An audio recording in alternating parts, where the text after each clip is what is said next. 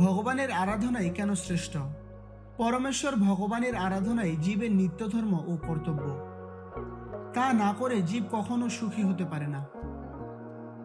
দেবতা পূজা করে মানুষ যা লাভ করে তা মায়া এবং দুঃখের কারণ। তবে এর দ্বারা তাদের এই বিশ্বাস হয় যে এই জগতের বাইরে অধিক শক্তিসম্পন্ন উন্নত সত্তা রয়েছেন। এইভাবে ক্রমান্বয়ে তারা ভগবানের প্রতিও বিশ্বাসী হয়ে ওঠে। কিন্তু ভগবজ্জন করলে জীবের পরম কল্যাণ সাধিত হয়। দেবদেবীগণও সত্যিকার অর্থে সন্তুষ্ট হন।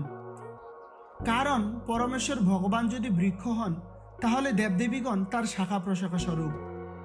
মূলে জল সিন্ধন করলে শাখা প্রশাখা, পাতা, ফুল, ফল সব এমনিতেই পুষ্ট লাভ করে। আলাদাভাবে সেই সব অংশে জল সিঞ্চন করার প্রয়োজন হয় না, বরং বৃক্ষের সমস্ত অংশের পুষ্টি বিধানের এটি একমাত্র উপায়, মূলে জল সিঞ্চন করা। তেমনি দেবদেবী সহ সকলকে পুষ্ট করার একমাত্র উপায় পরমেশ্বর ভগবান শ্রীকৃষ্ণের সেবা করা। ঠিক যেভাবে উদরে খাদ্য দিলে সমস্ত অঙ্গ প্রত্যঙ্গ এমনিই পুষ্টি লাভ করে, এটি স্বাভাবিক বাস্তবতা। ভগবত উপলব্ধিহীন স্বল্প মেধাসম্পন্ন মানুষের ক্রমোন্নতি সাধনের জন্যই দেবোপাসনার বিধি শাস্ত্রে প্রদত্ত রয়েছে। হরে কৃষ্ণ। তাই ভগবানের আরাধনাই শ্রেষ্ঠ আরাধনা।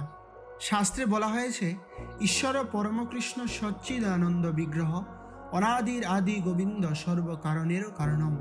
অর্থাৎ ভগবান হল সর্বকারণের কারণম, তিনি হচ্ছেন অনাদির আদি। হরে কৃষ্ণ। প্রিয় ভক্ত সজ্জন, ভিডিওটি ভালো লাগলে অবশ্যই একটি লাইক এবং কমেন্টে হরে কৃষ্ণ লিখবেন। সবাই ভালো থাকবেন। হরে কৃষ্ণ।